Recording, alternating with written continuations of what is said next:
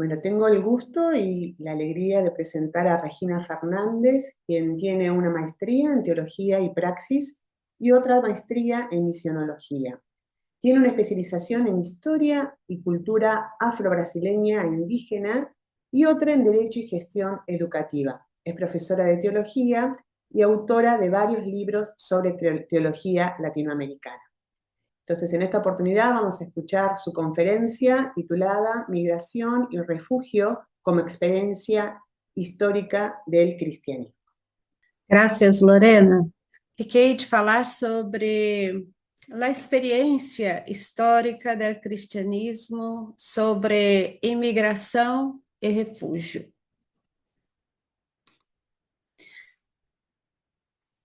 A história do cristianismo também está marcada por el desplazamento forçado de pessoas e grupos. Houve vários comentários acerca disso, né?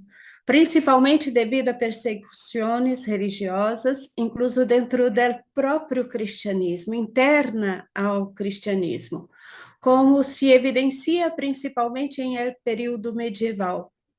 Outra razão de los desplazamentos que tocaremos aqui foi a búsqueda de oportunidade para o exercício da missão cristiana, especialmente em caso das mulheres impedidas de actuar em el sacerdócio eclesiástico. Os desplazamentos de pessoas cristianas em la antiguidade se remontam ao século I, o período de la Igreja originária, com as diversas fugas e refúgios dentro e fora de la Palestina. Jesus mesmo foi desplazado de sua região quando era ninho, junto com sua família, teve que refugiar-se no Egito.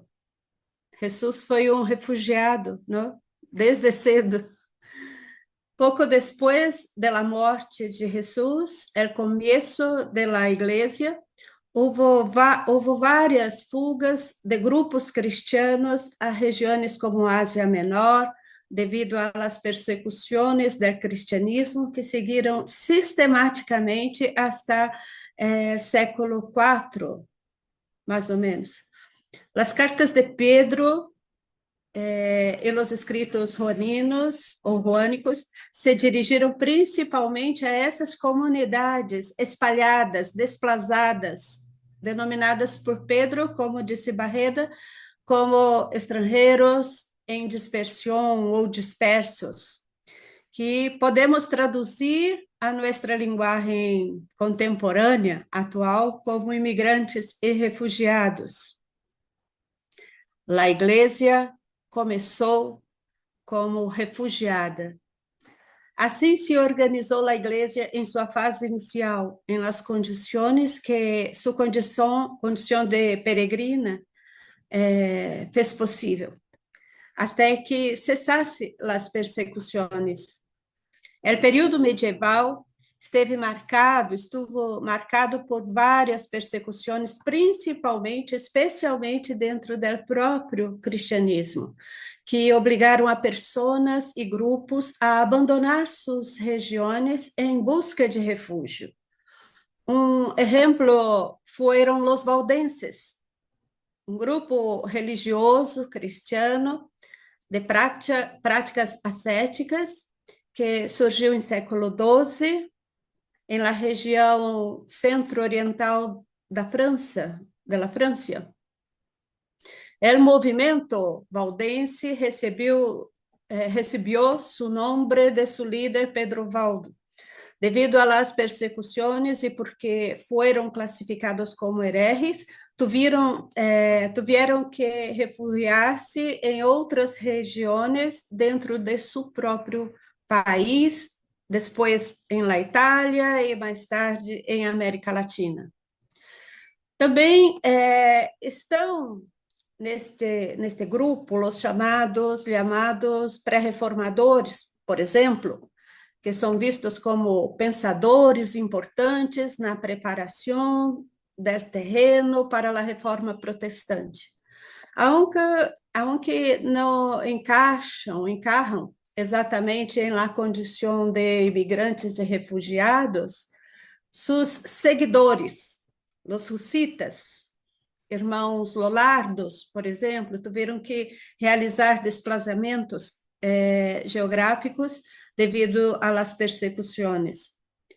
John Wycliffe, teólogo inglês, século XIV, é reconhecido como reformador por resistir ao autoritarismo da Igreja e traduzir a Bíblia ao idioma inglês.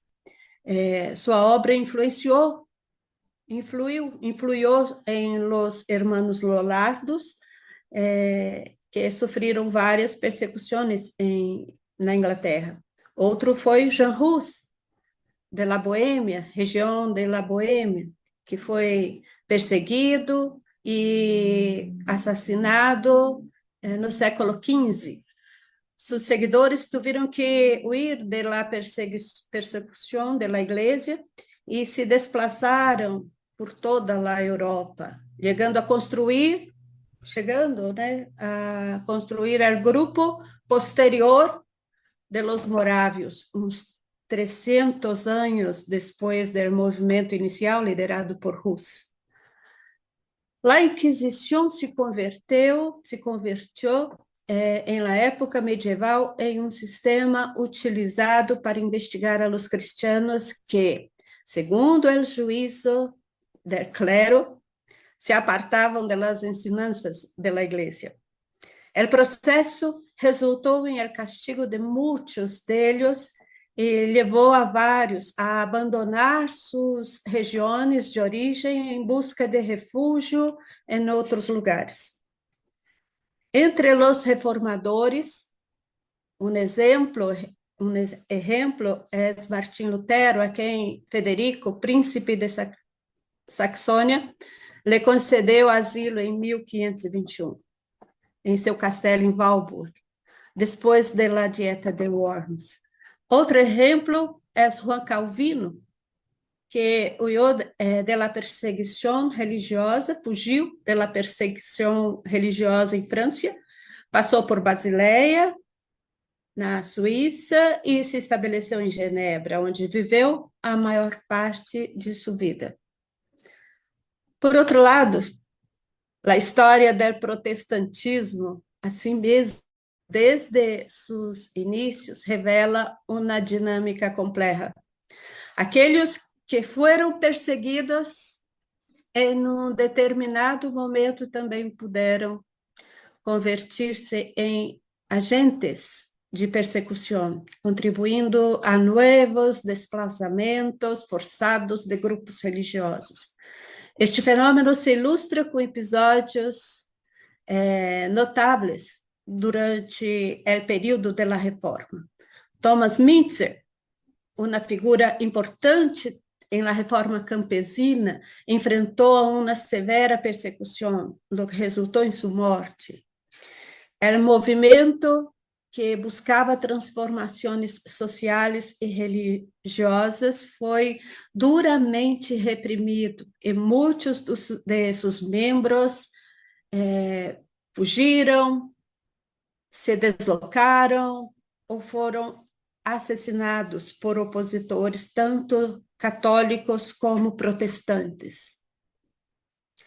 Outro exemplo de desplazamento causado por conflitos dentro do cristianismo protestante é de los anabatistas, um movimento considerado parte da Reforma Radical. Perseguidos e assassinados por católicos e protestantes, os anabatistas se viram obrigados a fugir de sua região e buscar refúgio em outro lugar. Os restos, os que sobraram, dessas persecuções e muertes, liderados por menocimos, encontraram refúgio em los Países Bajos, Alemanha e Rússia, onde puderam continuar o movimento religioso que iniciaram. Los moravos, que vêm lá da história de Jean Hus, foram um grupo de cristianos que, durante séculos, séculos foram desplazados de suas remotas origens com João Hus, sendo perseguidos e buscando refúgio em diversas regiões, até que foram acolhidos em las tierras de Nikolaus von Zinzendorf, na Alemanha. Em período imediatamente posterior à Reforma, temos ademais cristianos protestantes, a los huguenotes, protestantes calvinistas franceses que sofreram uma intensa persecução religiosa entre os séculos XVI e XVIII, não?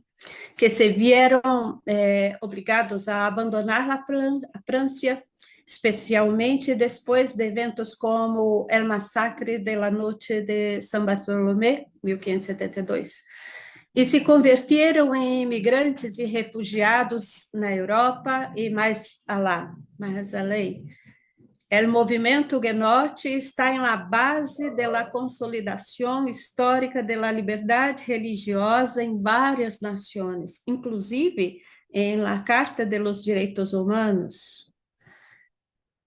Também podemos enumerar em la história de imigrantes e refugiados do cristianismo as diversas mulheres que, devido a los impedimentos para exercer o sacerdócio eclesiástico, se trasladaram de suas regiões a conventos dispersos, principalmente por toda a Europa, com o fim de protagonizar, assumir a liderança do exercício de sua fé e de suas vocações. Em período moderno, este fenômeno se ha mantenido, principalmente através das chamadas missionárias solteiras, que se han convertido em migrantes em regiões alejadas de sua pátria, com o fim de exercer seu ministério cristiano. A diferença de los missionários enviados, muitas delas se vieram obrigadas a desplaçar-se para exercer sua vocação de liderança ou de liderazgo pastoral. Uma teologia da imigração e o refúgio, ao meu ver, passa por algumas elaborações. A lo largo da história, se ha desarrollado a ruela de la iglesia, o caminho de la iglesia peregrina. Muitos já predicaram sobre a igreja peregrina. É tema escatológico, lá que caminha por el mundo sembrando semillas que devem germinar em forma de comunidades contextualizadas. A menudo, este caminho ha sido forçado por diversas persecuções religiosas, sofrimentos e temores. A lei de Israel do Antigo Testamento determina que os estrangeiros sem recursos deviam incluir-se entre os pobres de Yahvé, que deviam ser atendidos por el pueblo de Israel, junto com o huérfano, a viúva e o levita. Sabemos que as persecuções sofridas por el cristianismo original lo empurraram hacia o ocidente, que as persecuções de los valdenses fizeram que seu movimento chegara à América Latina, que os anabatistas influíram indelevelmente em várias denominações protestantes com sua ideia de la liberdade, e que os huguenotes deixaram impressões fuertemente marcadas em los princípios de liberdade que alcançaram a construção de los direitos humanos modernos. Também sabemos da influência da piedade morávia em los avivamentos que começaram em Inglaterra, se espalharam por Europa e que deram lugar a los movimentos missionários protestantes modernos. De la mesma maneira, as missões das mulheres se han convertido em el período moderno em uma face, em uma cara do movimento feminista em meio protestante, evangélico. Há algo de revolucionário em los desplazamentos, aunque sejam forçados e generem sofrimento. Não pretendemos aqui naturalizá-los, sino solo mirá-los desde outros ângulos. Estamos acostumbrados a vê-los desde a perspectiva da igreja que sofre, da igreja sofredora, e não podemos, de hecho, normalizar as condições de guerra e intolerância religiosa que los provocam, porque são situações perversas. Por outro lado, é necessário ver as fugas, as migrações, os desplazamentos e a busca de refúgio como formas de resistência, de luta por la vida e por la igreja mesma. El amor a la vida e a fé são motores desta resistência em forma de desplazamento.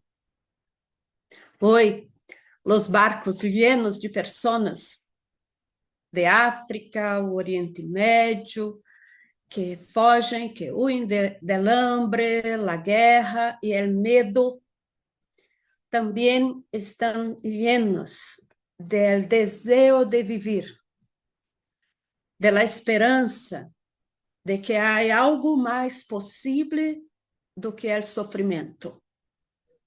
Quando vemos a los latinos arriscando suas vidas em las fronteiras, sofrendo diversas humilhações, lo hacen em nome de los sueños de uma vida sem el fantasma del hambre e de la violência. Es el amor por la vida lo que genera muitos destes desplazamentos. E el cristianismo, no meio cristiano, es el amor a la vida e amor a la fé. Para ajudá-los, a igreja deve compreender que viver em liberdade é o grande objetivo destas pessoas. E deve acreditar, crer em sua resiliência, em sua capacidade de lutar por la vida até o ponto de arriscá-la. O papel da igreja, ao recebê-los, não é paternalizar, vitimar simplesmente, no sentido que Barreda disse em seu cuidado, mas sino caminhar juntos, abrir-lhes portas e permitir-lhes alcançar o que buscam, sua liberdade e sua vida. Creio que há tempo para duas histórias. Em 2024, lo lerei aqui, porque será mais fácil em meu papel. Para ver Lorena me chamando a atenção quando for necessário. Temos tempo ainda, né? Sim, tenés 3 minutos. 3 minutos? Uma história solamente. Em 2014, ajudei a 3 grupos de jovens africanos de Angola a vir ao Brasil. Cada grupo com ao redor de 5 a 9 jovens. Queriam estudar, ter acesso à educação superior e lograr melhores condições de vida. A teologia se convertiu para eles em este espaço de possibilidades estimulados por um pastor angolano que havia estudado no Brasil. Recebia um grupo de 9 deles em la universidade onde trabalhava. Les ayudei a obter visas, vivienda, becas y otras asistencias necesarias. Después de un tiempo, uno de los jóvenes vino a mí diciendo que tendría que ir a otra universidad, aunque no quería. Le pregunté por qué y respondió que el pastor angolano le había exigido su traslado para ayudarlo con otro grupo, alegando que le debía obediencia por haberlo ayudado a venir a Brasil. También descubrí que todos lo pagaban una cantidad financiera por esta ayuda que havia dado. Respondi ao jovem por correio eletrônico, com cópia ao pastor e a outros membros de los grupos, recordando-los que eram pessoas livres, que deviam respeito,